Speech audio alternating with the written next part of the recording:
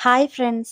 నిన్నంతా చాలా బిజీగా ఉండడం వల్ల ఒక్క వీడియో కూడా అప్‌లోడ్ చేయలేకపోయాను. సారీ. ఇదొచ్చి బుధవారం ఈవినింగ్ మినీ వ్లాగ్ అనమాట. నేను ఆ ముందు రోజు పప్పయితే నానబెట్టాను. బియ్యం నానబెట్టడం మర్చిపోయాను దోసల పిండికని చెప్పి.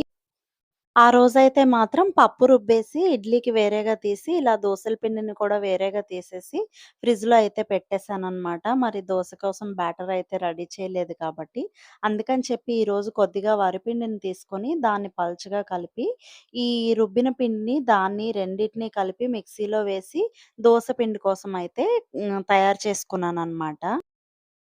మీరు కూడా ఎప్పుడైనా ఇన్‌కేస్ ఇలాంటి పొరపాట్లు చేస్తే ఎలాంటి రెమెడీస్ ఆలోచిస్తారో కామెంట్ చేయండి. నేనైతే ఇంకా దోసల పిండి కోసం దీన్ని ఇలా చేశాను. రిమైనింగ్ ఉన్న పార్ట్‌ని కూడా అలా మిక్సీలో వేసుకొని దోస పిండినైతే రెడీ చేసుకున్నాననమాట. ఇంకా దోసలు వేసే ముందే కొద్దిగా దోసకాయ పచ్చడి చేద్దామని జెప్పేసి ఇలాగ పోపులవి పెట్టేసి ముక్కలు వేపేసుకున్నాను. అవి చల్లారేలోపు ఇంకా అట్లు వేసుకుందామని జెప్పి పెనమైతే పెట్టేసాననమాట.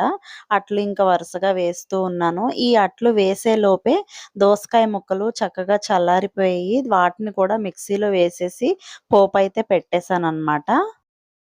అట్లు వేయాలంటే చాలా ఎక్కువ టైం తీసుకుంటుంది. కానీ ఏం చేస్తాం, పిల్లలకి ఎవరికైనా సరే అట్లు లేదా దోసలంటే చాలా ఫేవరెట్ ఉంటుంది. ఇడ్లీ చేస్తే పెద్దగా తినడానికి ఇష్టపెట్టుకోరు. బట్ అట్లు లేదా దోస వేస్తే మాత్రం చాలా చక్కగా తింటారు.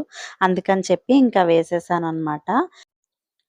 చట్నీ ఎందుకు చేయలేదు అంటే, మధ్యాహ్నం వండిన కొద్దిగా చుక్కకూర పప్పు ఉందనమాట.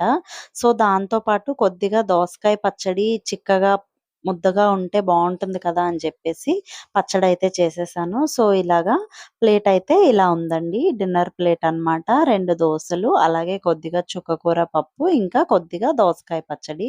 ఈ కాంబినేషన్ అయితే చాలా చక్కగా అనిపించింది. అలాగే పడుకునే ముందు కొద్దిగా బాదం మిక్స్ వేసి పాలైతే మరగబెట్టేసాననమాట. ముగ్గురికి ఇంకా మేమైతే పాలు వేడి చేసుకొని చక్కగా తాగేసి పడుకుండిపోయాము. ఈ వ్లాగ్ ఇప్పటికింతే ఇంకా. ఉంటా మరి. Bye bye.